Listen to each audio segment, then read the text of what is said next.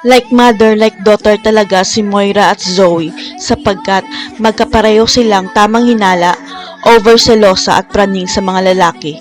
Hindi natatapusin ni Zoe ang kanyang therapy dahil uuwi na siya para bantayan si Luke dahil nahuli niya ito nakipag-usap kay Julie.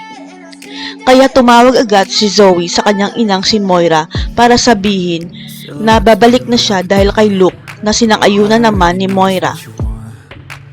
Ang buong akala ni Zoe binabantayan ng new BFF niya si Luke para hindi makipaglandian sa ibang mga babae pero nagkakamali si Zoe.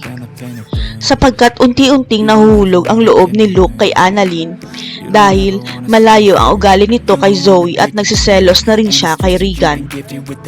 Ang hindi alam ng lahat parang mahuhulog muli ang puso ni Annalyn kay Luke kaya lang iniiwasan niya magkaproblema silang muli ni Zoe. Ang hindi alam ni Luke at Annalyn, maraming mata ang nakabantay sa kanila sa Apex Med, lalong-lalo na ang tsismosang kaibigan ni Zoe. Magsusumbong ang kaibigan ni Zoe sa kanya na may relasyon daw si Luke at Annalyn para masira ang friendship ni Doc Santos at Zoe.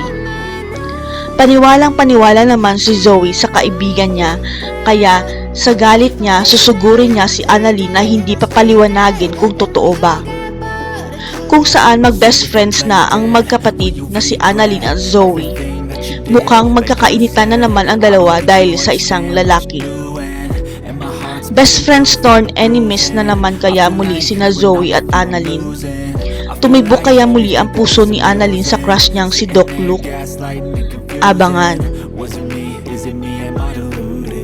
I'm the one who's always